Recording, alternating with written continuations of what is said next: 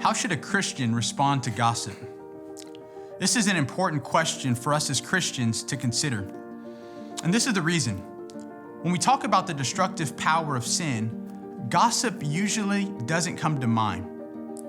What comes to mind are things like sexual sin, sins in the realm of addiction, idolatry, abortion, false proclamation of a false gospel. That's what comes to mind. When we talk about destruction from sin, what doesn't often come to mind is gossip. In many ways, we have become desensitized to the sinfulness of gossip.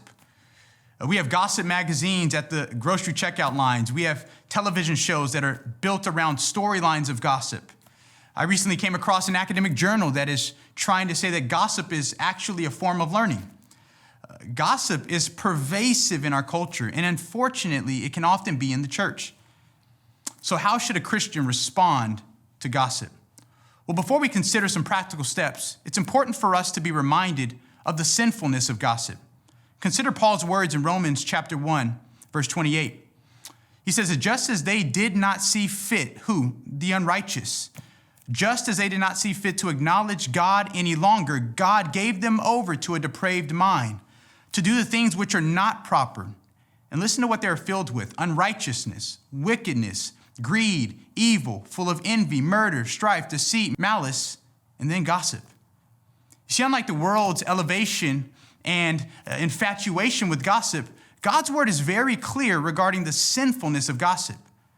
The sinfulness of spreading a rumor, of revealing something about someone behind their back. So if we have a clear picture in our mind of the sinfulness of gossip, we come back to the question, how should a Christian respond to it when it comes knocking on the door? Three things come to mind for me, practically speaking.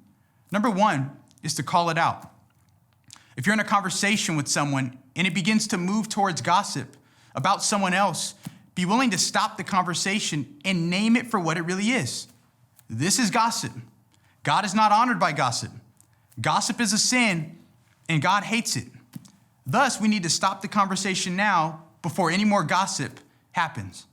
See, undoubtedly, if you've been in one of these moments, it gets awkward, but the point gets communicated. Number two, redirect the conversation. Another way to respond to gossip is to simply redirect the conversation.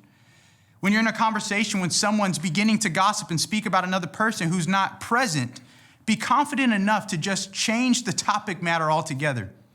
Again, this may be awkward, but the point gets clearly communicated that you're not going to participate.